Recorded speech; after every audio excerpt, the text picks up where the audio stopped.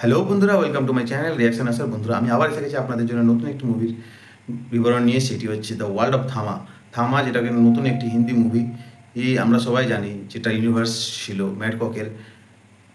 স্ত্রী টু, মুঞ্জা, ভেড়িয়া যেগুলো ছিল, তারই আর একটা পার্ট বেরোচ্ছে, সেই সিকুয়েল সিরিজ হচ্ছে দ্য ওয়ার্ল্ড অফ থামা।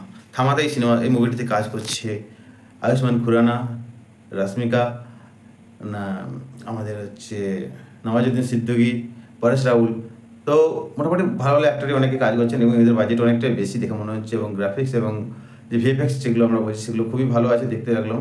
যেহেতু এটি একটি ভ্যাম্পায়ার বেস কাহিনী, মানে আমরা সবসময় জানি যে ভ্যাম্পায়ার রক্ত খায় রাতে বেরিয়ে, তো সেই রকমই একটা কিছু কাহিনী আছে। যারা অনেক অনেক বছর বেঁচে থাকে, 100 বছরের উপরেও, তো তাদের প্রেম কাহিনী দেখানো হয়েছে। এবং এখানে টিচারটা দেখে যেটা মনে হলো আমার, সেখানে রাশ্মিকা হচ্ছে এখানে ভ্যাম্পায়ার, আর আয়ুষ্মান এখানে ভ্যাম্পায়ার নয়, তো রাশ্মিকাকে কামড়ালে ভ্যাম্পায়ার হবে, যেহেতু একটা ভালো ভ্যাম্পায়ার হবে। আর নওয়াজুদ্দিন সিদ্দিকী সে হচ্ছে খারাপ লোক হবে।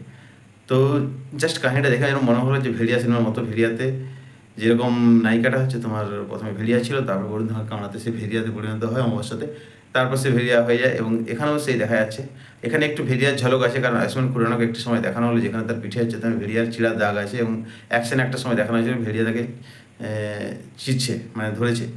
আর একটা কালী পুজোর সিন দেখানো হলো, যেখানে মনে হচ্ছে ডাকলো হয়তো কালী পূজার পুজো করে। তো এই নিয়ে মোটামুটি সিনেমাটা খুব ভালোই হবে বলে মনে হচ্ছে।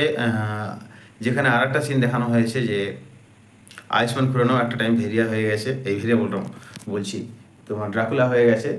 আর খুব ফাটাফাটি অ্যাকশন আছে, একটা লাভ স্টোরি আছে দেখে মনে হচ্ছে। পুরো ভ্যাম্পায়ারের সিনেমাতে ম্যাক্সিমাম লাভ স্টোরি তো থাকেই, তো আর রক্ত তো থাকবেই, ভ্যাম্পায়ার মানে রাত্রে রক্ত খাবে, যার দাঁত তো কিছু কিছু থাকে।